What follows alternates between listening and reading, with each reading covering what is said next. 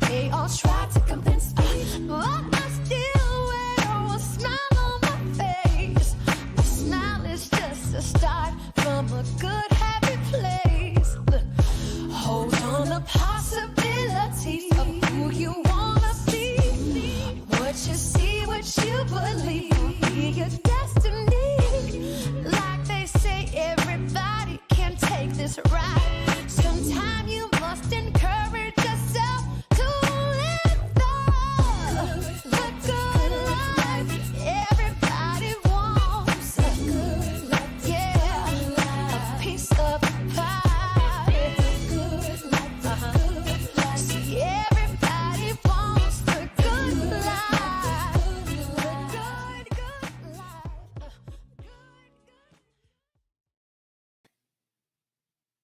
Hey, how's everybody doing on this Thursday evening? I'm Musa Jackson, and I'm the host of Ambassador Digital Magazine Live. Welcome, welcome, welcome. So to talk to everybody who's going to be coming on today, watching this great show we have for you. Can't wait to introduce you to an amazing, talented woman who I have the honor to know, who is just doing her thing here and in Hollywood. So she's been able to bring a little bit of pizzazz, a lot of the pizzazz of the neighborhood I love so dearly, Harlem. And we're going to talk about that a little bit later with her latest creation. That will be debuting soon. So we'll talk about that a little bit later. Gosh, what's happening? What's happening? We always kind of give you a rundown a little bit of what's going down out there. So start off with some good stuff, and we'll kind of just throw it out there. The final season of Pose happened. So I know all my Pose fans. I'm a Pose fan. I must admit, I've been super duper busy. This magazine, which is coming up on a year. Gosh, it's been a year. Wow. So there's a lot going on for us here at the magazine. So I've been super duper busy, but everybody that I know and their mama has watched Pose. We're all excited. It's the final season. I'm so sorry to hear that. I don't know about you, but I love that show. I fell in love with it, the characters, the time, being from New York, the trans queer experience, especially for Black people, people of color, in an amazing historic time in New York City. So look at that cast. I think we all have fallen in love, can identify or just find something from this story that whether you're gay or not, it's a human story of people, going through life and death, and love and redemption and fierceness, honey, because these children don't play. And so the final season, wow. Great job to the entire cast and the creators. And one of them, Janet Mock, at the launch party, I heard how many cocktails she had, but she read everybody in the room and read Hollywood for filth. Laid it all on the line. People had a little issue with the fact that, she's, how you doing? Fawn had some issue in some of the things that she said, but I think moreover, I think she was making a point, of just the disparity in terms of how, people of color are treated to this day, and women, are treated in terms of the price, what is that, wage gap, and how much she's making and earning and those kind of things and stuff. So, that's a fight that we will continue to fight. And I respect people like Janet Mock, who is obviously an iconic figure in the trans community in general, but just specifically what this show has done for the trans community, giving visibility and love and support and flowers to a marginalized group that deserves our love, our attention, our support. And so I got no problem with what she said. Okay, how about that? Maybe her boyfriend does. Okay, that's another story.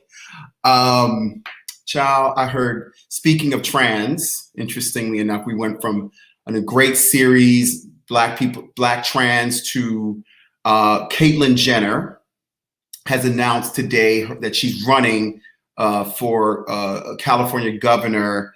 And here's the thing. This is one of the reasons why there are people like me who keep it 100. Just because you're trans doesn't, or gay, doesn't give you a pass. She is as privileged as anybody. She is a huge Trump supporter. She wants to continue to build the wall. Okay, so she is a rich person who is just so out of touch with reality. So just because she's trans, honey, do not automatically give her that pass. You feel me? Because that's what happens. Say gay, and a lot of times white gay, white privilege, and they're just as privileged and just as racist as any one of the people that we come up against. So no Caitlyn fan over here. Okay, period. Love myself some Janet Mock. Love Laverne Cox. You hear what I said? But Caitlyn, girl, bye. And Chris Rock posted something really interesting, which I have to, I hope Paul back there, we can show the posting so people maybe can go back. He posted it and then I reposted it on my social media page, but it was in reference to just how Hollywood tends to have sanitized the civil rights movement when it was actually so much more brutal and humiliating and dehumanizing. You know, it wasn't just us sitting at a counter and we got hosed. It was so much more than that. It was so much more. And he talks about his family, his grandmother, I believe, personal experience, and what was really, and just some of the things that they went through. I think his mother actually had to go to a veterinarian to get her teeth checked because she couldn't go to the dentist. Can I run that back? You want to run that back? So his mother, Chris Rock, not his grandmother, his mother, even if it was his grandmother, had to go to a veterinarian to get her dental work because they would not touch his mother because she was Black. Okay? But that's the level in terms of how the larger society or mainstream white folks keep it at 100. We ain't talking about Black folks, we're talking white folks. Especially white folks back then. Black people didn't do that because we wanted real dentists. So those white folks, you gotta claim this. If you don't talk about it truthfully, we ain't getting nowhere. I come from that. I'm from Harlem, so you're gonna get 100. Okay, I'm the Harlem ambassador. Okay, I ain't like everybody else. Okay, so you're gonna get truth. Okay, I'm real media. My family went through stuff like that. My mother went through something similar to that. But the comments that came after were other Black people's parents sharing similar stories of humiliation, not being able to go into stores. So one mother had to outline her foot and it had to fit the box or whatever, send it in, but she couldn't try on the shoes. My very own mother was a part of my very own mother got her job here. They had to integrate Bloomstein's in Harlem. Adam Clayton Powell did that. and they had to integrate it because we weren't allowed in the store on 125th Street. You want history, honey. Okay, I'm walking history, living, my family, living history. Okay, that's for my mother. All right. So when we tell the story, come correct, tell it right. All right. And that goes right in the space of what do you call Senator Tim Scott? We have many names for people like him, but I won't share it here. But I'm most disappointed because he's a Republican, and a Republican addressing the nation about anything, when there's two of them and they're not coming correct, we already know what side he's playing on, right? So I don't really expect much from him. So go off. He said America's not racist.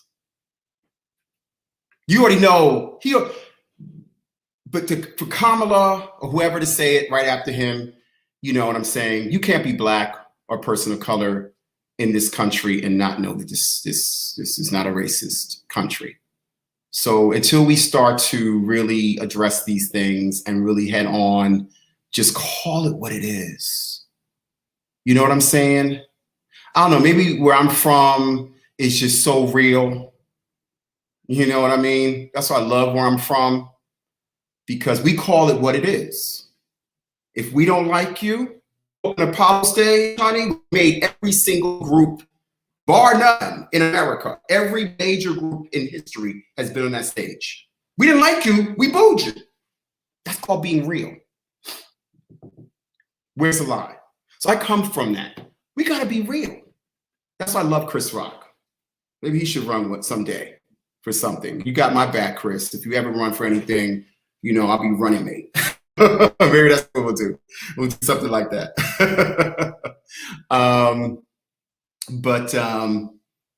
Anyway, happy pre-Friday. Someone called this pre-Friday. I kind of like that term. So, and it's getting warmer. People are being vaccinated. I'm getting tweets and texts and everybody going off about Harlem about to be lit.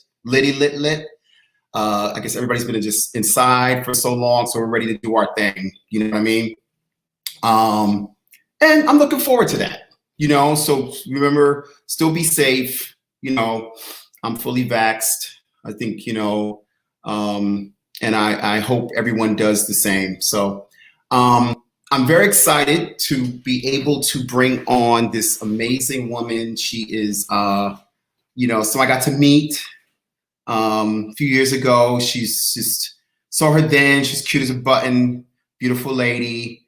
But what I loved about her is just her drive. And I like people that say they're going to do something and they wind up doing it.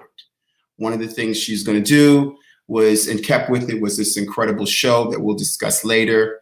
Her journey is from Chicago. She's a Chicago girl at heart, and has worked in this business from VH1, working behind the scenes. She's also written for Boomerang and also the series, as well as Black Girls Rock, which I love, as well as she was the writer behind recently Williams. But what I love now is this show that we're going to talk about also is the Stars series that's set here in Harlem about 4 dynamic women. And it's aptly titled, which it should be, Run the World. I am honored to bring on to our show the executive producer and creator, Leigh Davenport. Come on out here. Hi. Hey, beautiful. Hi. Good to I love see the you. hair. I love the hair. Corona did it. It's a whole. You've given us all the crimp and all the. Forced me into naturalness. We like it. I like it. I'm into it. It's a lot of work. Okay, so I know we weren't going to start here. Natural is a lot of work. So what? The other isn't a weave or whatever. It's not. I had relaxed hair Uh-huh. And and then when you met me, I wore my hair really, really short for 10 years. I wore my Correct. hair like on my head, Halle Berry short. So I'm just not used to doing hair in general.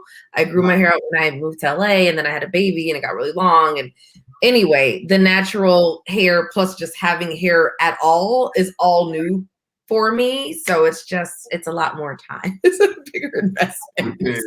I love it. I love it. Let's go, people are tuning in or whatever. I want people to know a little bit more about you. I mentioned that you are a Chicago girl. Why don't we take them back to Chi-Town? Because I love Chi-Town, first off, because coming from Harlem, Chi-Town is like, it's our cousin.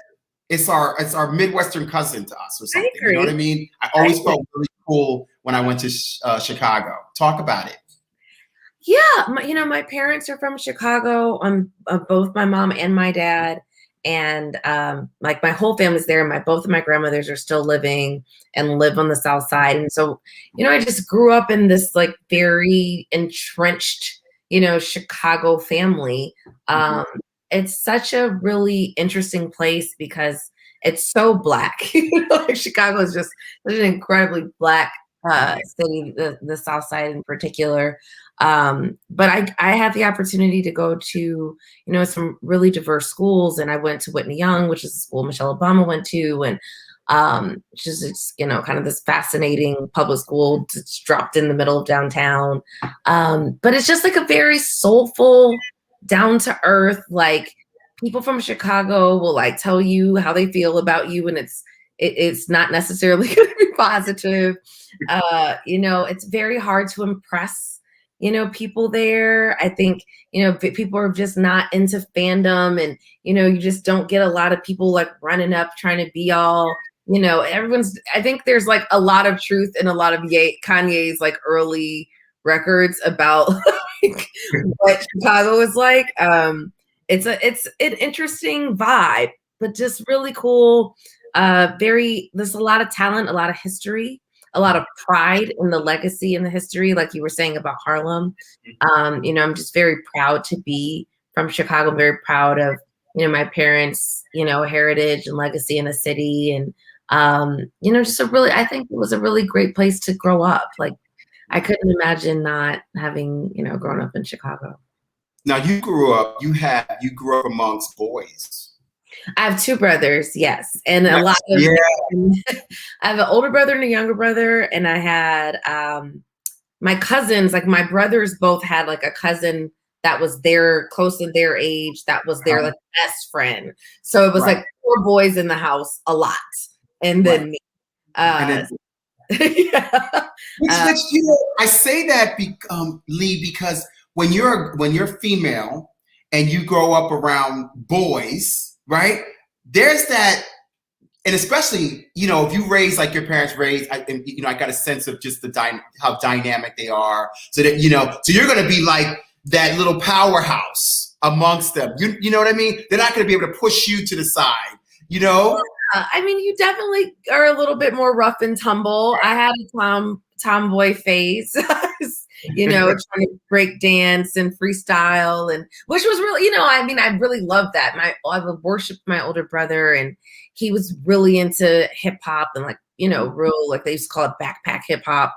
And so like I grew up like listening to Tribe Called Quest and the Roots and like Busta, and was like, he was super into Wu-Tang, and like I was like 9 years old, like running around, super into all of this like very hip hop culture, which is cool. I think brothers make you like a cooler girl because you're just like into the stuff, it's they're fun. I love them both. My little brother actually is a jazz musician and went to Manhattan School of Music. So we got used to run around New York together before we got grown and had kids. So, they're fun. You're also, one of the things I love about you, it's so funny when you mentioned this, I was like, oh my God, I fell in love with her too. I got to meet her and I fell in love with her when she first broke out. Obviously first really broke out with the Fugees, right? Yeah. And just, I love myself, early Lauren. And Lauren, early, late, whatever. I still love Lauren. I love Lauryn Hill because I just love I just love her when I think about her. But I love that that was your major influence. Tell us a little bit about that. Yeah, like I said, I was kind of running around, trying to freestyle and write rhymes just so I could like hang out with my brother and his friends.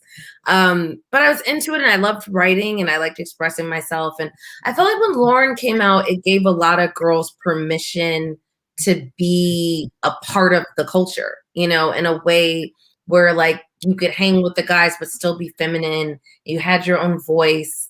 And I was so just inspired by her. I just, she was the first kind of celebrity that I was like, oh, I want to be like her. I want to dress like her. I'm going to write like her. I'm going to be like her.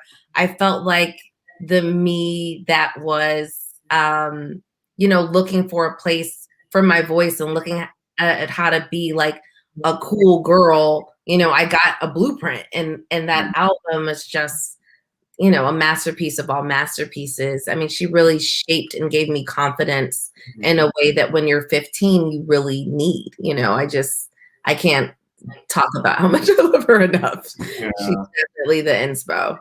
Did you ever, now you're a writer, obviously, did you ever do spoken word? Were you that girl? I was that girl. I was definitely the spoken word girl.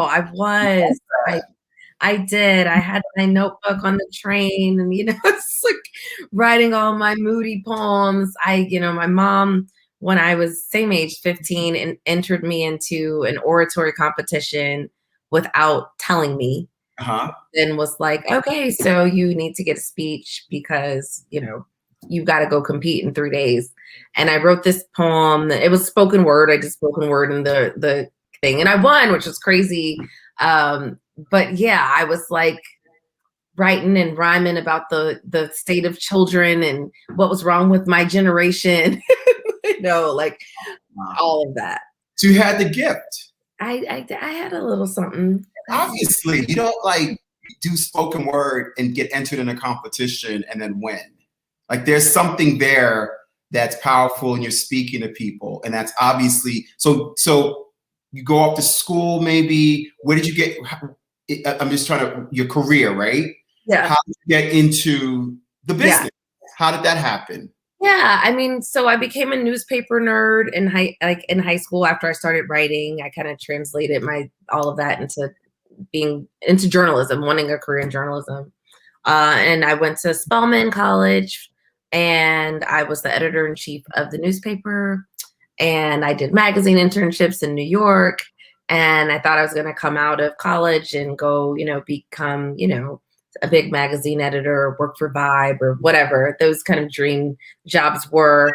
But I graduated in 2005 and it just happened to be like the end of, magazines as we all knew it. And they were folding left and right and laying off. And so, the people that I like interned for, like, I don't think this is really where you should try to get a job. You should maybe consider a different part of media. And so I was like, well, I was watching TV a lot because I didn't have a job and I was out of school, and VH1 was doing a lot of really interested documentary pop culture kind of programming at the time. It's kind of predated the rise of reality, and a lot of their programming was retrospectives on, albums, and I love the 80s, 90s. They had this show called Ego Trips Race-A-Rama, which was like dissecting how race played a role in pop culture, and when X, Y, and Z ruled the world, and there's just like all this topical stuff. It felt like magazine articles on television. Right. And so I was like, well, this is kind of the kind of stuff I want to write about and talk about.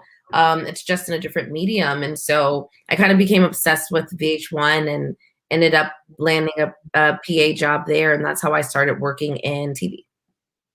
Wonderful. So when you were there, you met one of your mentors, right? Janelle? I did. I was my first boss. Yes, my first boss was Janelle Snowden. And she was a producer, and she just, took me under her wing and really taught me, how to make TV. She had gone to like Mizzou and New Broadcast and had been working, maybe she's 5 or 6 years older than me. And so, she really helped like accelerate my learning. She let me sit in edits with her and sit with her, and follow her around and, just learn and absorb everything. And we have a great relationship to this day. I love her to death. And, just so lucky to have been able to have a young Black woman, be there for me to kind of receive me right out of the college drop. Yeah, I love that. Just also, I want to just almost even backtrack a little bit, which I think is really important. Is having great mentors is one of the great things that your story, you have that. But also, I want to give a shout out because also you're going to be you're a mom, so it's going to be Mother's Day is coming up. All the moms out there, I want to say Happy Mother's Day. Your mom, you had great parents. You had great parents, and Yeah. and I have a beautiful photograph of them. I just want to give them a shout out. Yeah. So I just want to say that when you have that, yeah, you're welcome. I'm sorry, yeah. Mom, you're watching. They didn't tell me they were going to do that. Oh, is mommy watching? I don't know, probably. Mama, well, happy Mother's Day if you're watching. And I love to see the dad too. And it's just important for us, important for me. David Burns is my family, Davenport, is to see this because this is any parents out there watching. This is what can happen when you give your children all the love and the support that they have. So I would have said that a little earlier, but I couldn't let you run past this without a little shout out. So I try to not talk about my parents because once I start talking about them, I can go forever. But I love them. They're the best. They're the absolute best. That's wonderful. So now back to the career, right? So now, let's do this. So then you go into so VH1. You had your moment, right? And then what came first, Black Girls Rock or Boomerang? It was all around the same time. I started working at BET. I did 2 years at BET at a show called The Black Carpet. And I met Bev. I don't know how I met Bev. Yes, Bev being Beverly Bond, the glorious love. I met Bev, and we just like kind of fast fell in love. And at the time, Black Girls Rock was not a TV show. It was just an awards, banquet that she had been putting together on her own in New York. And she wanted help, writing the script for the host. I think Queen Latifah hosted the first year I worked with her. And I'm trying to remember if I did a year or two before it was picked up by and turned into TV on BET. But yeah, I like wrote for Bev, and then BET bought the show, and it became like a huge, special for the network. And I think I wrote 3 years, the first 3 years that it was on air, while I was still in New York working with Bev. And then I moved on to Hello Beautiful. Okay, then Hello Beautiful, and then after what, Boomerang came after that? After Hello Beautiful, the next job I had was Boomerang. I mean, I moved across the country and wallowed around in LA and had to figure that out. But the first job that I landed, like a go-to work situation, was at Boomerang. Yeah, I love that. We're loving your journey. People watching, young ladies, men out there, just writers. You know what I mean? And so you're at Boomerang, and this is Lena. This is the revamp of the original film. Now it's a series. Yes. Right. And Lena, just clarify for people, and Lena Waite was at the helm of that. Yes. How was that working with Lena Waite? We all love her. Yeah, it was cool. Lena's also from Chicago, so we related on that quickly. I mean, she had such a very clear vision of what she wanted that show to be. It was very young and very just like fluid and nuanced. And so, it was a really fun room. Ben Jones was the showrunner of that season, and he was a friend of mine from college. And just the experience was just really positive. There's a lot of really great people, became friends with a lot of people in that room. And just really fun to kind of be reimagining something, like Boomerang that was so sacred, and just helping Lena bring her vision to life. That's wonderful. And I love that you said, to me at least, that allowing your voice, allowing your experience through the characters, obviously, through your writing to shine. You know what I mean?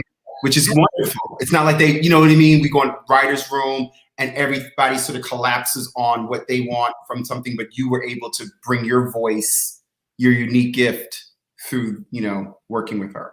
Yeah, it was a really collaborative room. There was a lot of first-time writers in that room. And I think one of the things Lena does that's really awesome is give first-time directors, first-time writers, first-time creators opportunity and platform. I know that's a mission for her. And so, it's just very cool to not feel some of those kind of ingrained hierarchical things that happen in other rooms. Is a really cool space. Beautiful, beautiful. And recently, you worked on, which did so well, which was Wendy Williams. Yeah, I did. Yes, I did. Yeah, and it's so funny. Morocco is my boy. Oh, nice. He was so amazing. Like him and Sierra were just incredible. They blew me away. I mean, wow. Amazing performances. Amazing performances. So tell us a bit about that. What was that like working on that show? Yeah, that was really cool. Lifetime called me, and they had read a script that I wrote, a movie I wrote for Gabrielle Union called The Perfect Fine, and they thought that my voice was fun and that I could maybe tackle, writing Wendy, because she's got such a distinct voice and such a unique way of storytelling and such an incredible story. And so it was really crazy. At first I was kind of like afraid of it because it just felt like huge, and I had a baby like 5 weeks before, and I was like, I don't know. But then I just, I love writing about fascinating, strong, complicated Black women, and she is, the epitome of a strong, interesting, compelling, complex Black woman. Right. And so I was like off on a plane to meet with her, and had, some interesting time spent with her. She was kind of still right out of, filing for divorce from Kevin. And then, subsequently spoke a lot on the phone. And of course she had written her book, Wendy Brings the Heat. And so she did like a deep dive into her life and just really hearing, her kind of evolving process of what had happened, like it was like she was still learning herself what had happened, like while we were making the film. And so it was just kind of just this very raw, honest thing. But I think that's what people love about Wendy. Like that's what she brings, right? Is this unfiltered, honest, this is my lens, it is what it is kind of, energy to everything that she does. So it was a crazy, really cool project to be a part of. And it came out so exceptionally well. And I think it was the highest rated movie on Lifetime, like in the history of Lifetime movies. So, tremendous success. And so, happy for her that she was able to tell her story, in a way that, gave, just honesty and life to who she is, beyond the show. And, here we go. Oh. Yeah, that was Sierra, yeah, she looks amazing. Dead on. Like they killed it. Ridiculous, right? Yeah, incredible. But and kudos to you. And kudos to you, Leigh. Oh, thank you. We're here. This is Wendy, honey, go. This is about Leigh. I had to do that. I think Wendy would appreciate it. Leigh, what I love about you is following your dream, and now you're executive producer, creator of a new series that's about to debut on Star on May 16th. Yes. And stars on May 16th, called Run the World. Yes. And it is set here in my hood, in my home down, baby girl. Yes. And so, and I love that, obviously. And so let's talk about that. Let's talk about what it's like for you, Chicago girl. I know you lived in Harlem for a stint, bringing something like this to the small screen. Yeah, I moved to Harlem right out of college, and so I lived there for 12 years. Cannot wait to get back. And really just fell fast in love with the neighborhood. A lot of my friends and a lot of my peers also moved to Harlem, and we kind of affectionately called it Harlem campus because it felt like you're just going from one building to the other as if we were still in the dorms. But Harlem's so special. It's such a unique place. You feel this richness and you feel this history and you feel this kind of sense of duty to respect it and to contribute and to be a part of it and support the businesses. And, the next thing you're vested and you're having fights in coffee shops about gentrification. I think that we were all aware of the fact that we were transplants and also gentrifiers. And so I think, being a good, responsible part of the community was very important. So we made it, a purposeful kind of way of life to frequent Black-owned businesses and go to church there and shop at BB Noir and, like to do all of the things. And it's really the first place that I felt like I was a part of a community that, I was responsible to the community and the community also took responsible for me. We were young little things running around when we first got there. And, I just remember the way people would like walk us home after, we'd been out and make sure, that we got to the door. There's a bartender, John, who used to work at Lennox Lounge, who literally walked me home every single time I left that place. Like I only lived a block away, but still John was like, I'm going to make sure you get to the door. Right. And like, I don't know John, he's just, John from Lennox Lounge, but like, that's what Harlem's like. And so I don't know. I just remember kind of living there and being there and just thinking people should see this. People should know that this community exists and that, young Black people are bumping shoulders with older Black people. And it doesn't really matter what age anyone is and everyone's colliding. And there's, West African Black people and Afro-Brazilian people and people with 7 different languages happening in the bar. And at some point there's going to be like a Whitney Houston sing along and it's just Tuesday, like it's just Tuesday at Native. And so like, I don't know. It just was like, what's better than this environment? How come I haven't seen this environment?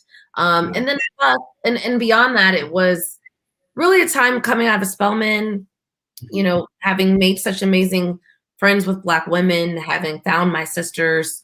I had a sister tribe in Chicago. I picked up a couple more sister tribes in at Spelman and another one in New York. I felt like we weren't being represented on screen the way that reflected my experience and my reality. And I wanted to give Black women something to rally behind and celebrate. And I wanted us to feel empowered and desired. There's so much media about Black women can't get a man and Black women, need to think like a man and Black women are the last people to be chosen on the dating sites. It's like this kind of never ending drumbeat of reinforcing negative, perceptions of who we are, when we know we're out here killing it. And so I wanted to make the We're Out Here Killing It show. And that's what Run the World is. I love that. I'm going to run with that. We are out here killing it show. That's the first time I've ever said that. So, hey, let's do that right there is, you already know. And you're right. I love that you kept it contemporary. You know what I mean? When we do see things and you kept it realistic. Yeah. Not that I'm knocking other things that I just said, that were set in other time frame or, with fictional characters like that, but I love that you sort of reflected the reality that I also know that I live. If I look, I was just at Seti Penny. Yeah, exactly. I just 10 minutes ago. I know you're an hour ago. Okay. To keep it real. so I know these women, and I know you, and I love that you are, doing that for us and showing the sisterhood. Because Yeah. one of the big things, one of the big themes is a brotherhood in Harlem. And I sure. know that you do have great guys. Yes. And I know, and I heard through the grapevine, besides these women being fine, fine, fine, the men are also fine, fine, fine. The men are fine, fine, fine, fine. They are fine, fine. They don't disappoint. They do not disappoint, and that's one thing I know about your show. It will not disappoint. What might be some of the things for? Okay, I mentioned it before. Being a Harlemite, right? Yes. And people watching that aren't Harlemites. What might be something that we're going to grab besides what you said from this show? I know it's a sort of a Yeah. you know what I mean? But we can. Yeah, and I think it's a really fun show. I think it's very sexy, and it's very fun. Like these girls are going to karaoke and having, Saturday nights at the Shrine, and they're dancing and they're, poolside talking about their problems on their birthday. I think what people will enjoy is just, it's such a full spectrum of life. It's really a slice of like trying to be fabulous and young and just, be in spaces that make you feel inspired and aspirational. And I think that people really enjoy the relationships between the men and the women. I think it's a very balanced cast. And I also think people are going to love the guest appearances. There's so many fun pop-ups. Erica Alexander is a recurring character on the show. Rosie O'Donnell is a guest star on the show. Precious Leigh, who is blowing up as one of the biggest plus size models in the world right now, plays a recurring bartender on the show.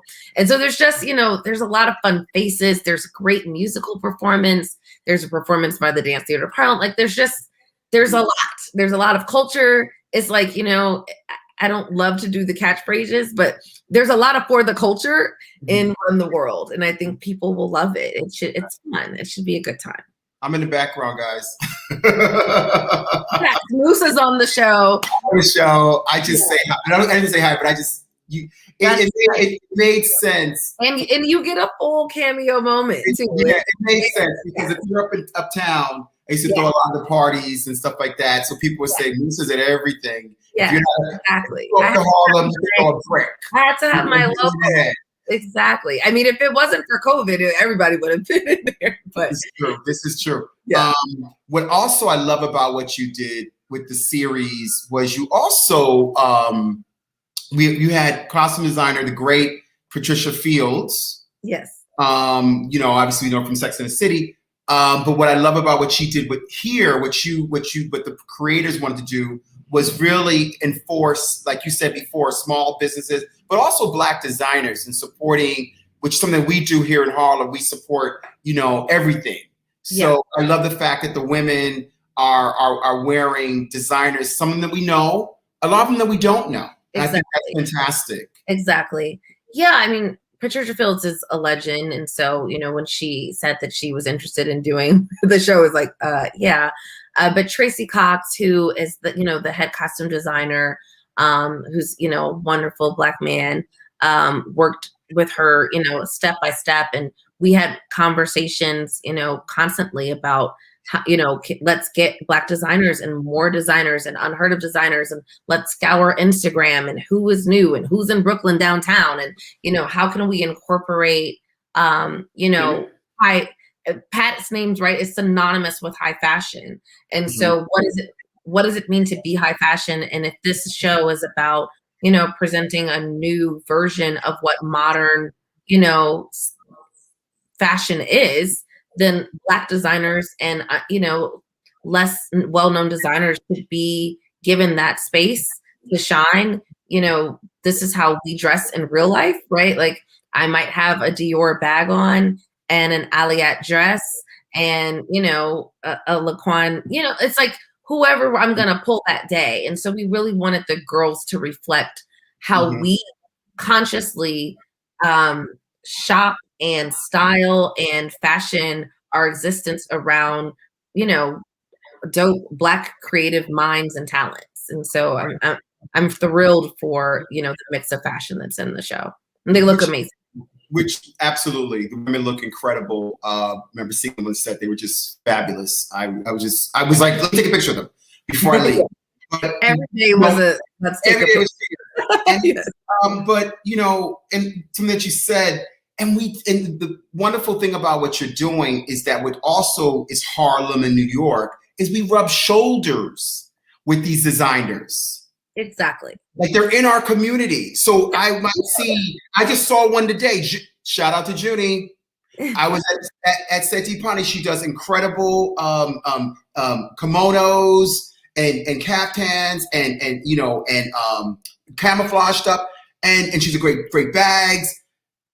We'll rock that with some Gucci, with whatever. And I love that how you did. I love the incorporation of how you incorporated that in a realistic way. So kudos once again. So here we are.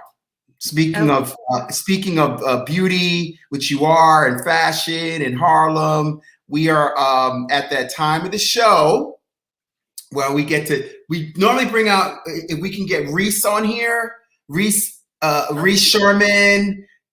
Hopefully he's here. I know he was here earlier. Reese Sherman and Jamar. Reese is the photographer. I think I saw the stylist earlier, Tatia. I know I saw her. She was on earlier. Here he comes. Hey, Leigh. Hey, Musa. Hi. Hi, honey. Hey. What's going on? You know, I love hearing your conversation. Thank you. Oh yeah, it was cool. And well, I wanted to say with her and her pictures, it was a lot of fun. She has this smile. I don't know if you notice in any of her pictures, she turns it right on. It's a celebrity smile. Yeah. She really has a stardom about her, and it just made it so enjoyable to shoot her. And now I have something great for my book. So thank you. It was so much fun. If anyone is watching who actually knows me, they know I hate taking pictures, and I never take pictures. I've taken more pictures in the last 5 months than I've taken in the last 15 years. But it was so much fun, and I felt so comfortable, and we just had a good time. It felt just like hanging out and having a party, and so I'm excited. It was such an easy shoot. It was fun and easy, and the vibes were just positive. So absolutely, absolutely. I love that you guys said that. Her smile. It's like you said. It's just like whoa. And the joy, it just translates. It translates in the footage or the film and the pictures. And I want to give a shout out. I always do to everybody. I always do this to Rico. Yes. Hey, Rico, love you, Derico Jackson, my cousin from another. Derico has been doing my hair for 10 years. Wow. See, that's been trying to get us hooked up for a long time, and then we end up coming through somebody completely different. Rico was still on. And also makeup artist Chad. Oh my gosh, he's amazing. Chad Bell, is it Bell? Yeah. Thank you, Chad Bell. I look forward to you. And Tatia. Oh yeah, our girl Tatia. Thank you. You did that. Wardrobe girl. Yeah. Well, I'm excited to see. Well, here we are. I always do a little drum roll. Everyone loves to be surprised with photos of themselves. Okay. Here we go. Run the world. Oh my gosh. Look at that. Boom, girl. Okay. Well, that's a really nice surprise. It's everything. Yes. Everything. I love it. It's so good. It's like, can I jump in? I know Y'all know me, right? That's a powerful. And always when I see something, because I was an art student, an art major. Okay, fine. Yeah. Is that what I love about this? Also, is the biz. Okay, so run the world. You have a powerful woman who owns her power, her sexuality, her strength. You know, she's gorgeous. You know what I mean? And you get all of that in this photograph. The pink is, you know, obviously, you know what I mean? But it's running the world. The pink is running the world. You know what I mean? You know what I mean? And it's so symmetric. Everything is, you know, the symmetry. I just can't believe that like silver foam board. Okay, yeah, it looks a little, you know, in person looks a little crazy. In person, it's like, are we really shooting? I had no idea. Like in the photo, it's like, what is that wall though? It's so good.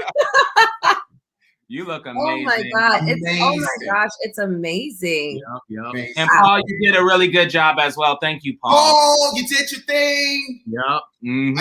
Yeah, the pink. I was like pink because oh my god! Like Andrew. All the graphics.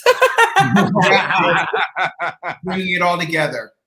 Gorgeous. Thank you so much. This is incredible. I obviously have never been on the cover of anything before. This is just the beginning. He's been overwhelming. Like I said. Here we go. Look how beautiful and just vibrant. Yeah, and all like this. They're fun. It's a beautiful. You look incredible. I remember when I call you guys right after you that same. I was like, yo, like she looks like a star. You're a star. Yeah. Like you could be in your own series. I'm like stressed out by how amazing. I don't know how to react to them on camera. Okay. Oh, girl. You deserve it. I love that one. That's the one my man's gonna like. He loves He's cool. Oh, it's my mommy. Oh, your mom. Hey, mom. Hey. Thank you, Hey. Happy Mother's Day. Happy Mother's Day to all the mothers out there. By the way, my mom's like big on Facebook, so I figured she might come by.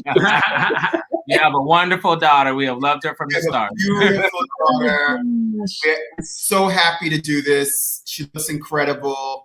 Oh my gosh. Are you guys going to give these to me? I do it right now, right? Right now. Cindy's going to go now, right? On Instagram now. 2 hours? Like 2 hours? You all. I'm like, you should have seen what I looked like when I woke up that morning. Wonderful. So beautiful. You normally show a little, I don't know, go to the photographers from Mom Davenport. Kudos to you guys. Loretta Davenport. That's my mom. That's your mommy. What a great job you did with your daughter. We get and your obviously your husband, the combination. You guys are awesome. So they're very awesome humans. I love these. I love them. Good. So wait. Okay, there's our cover again. Like what else? It's such, I love you. I love the the shoulders. Very strong. The shoulders is giving me that, but not as remember the 80s with the power but a modern version of that. Sharp, good angle. I love that. I love that suit. You better rock that suit again. That's a fierce. That's a fierce. I love it. I love these. Send them to me.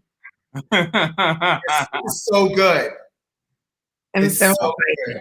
I'm so happy with this. I'm like overwhelmed. There's more. Okay. There's more what? Well, we have you have like four more, but we're just showing you little tidbits. Oh, okay. Like, sell me those offline. I'm overwhelmed. I know it's a lot.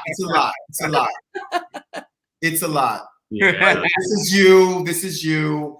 We are very happy. I always want to always give kudos. Reese, you did an incredible job. Thank you. You did a great job. Jamar,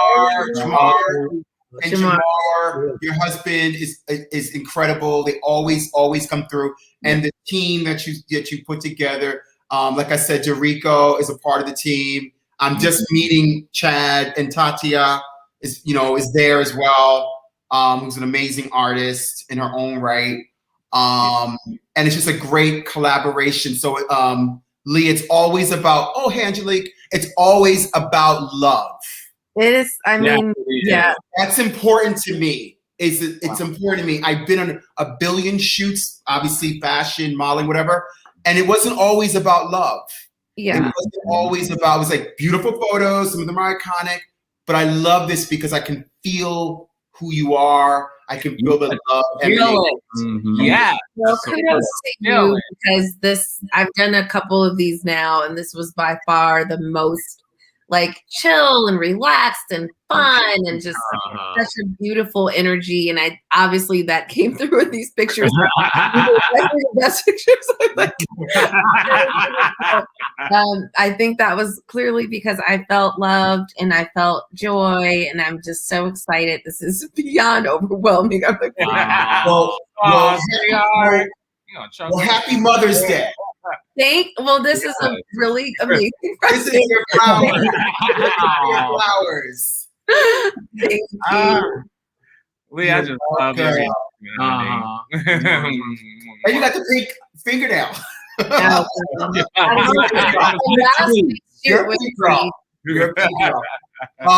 I just want to say, everybody, this is where we are right now at the end of the show, and I want to thank you for your journey.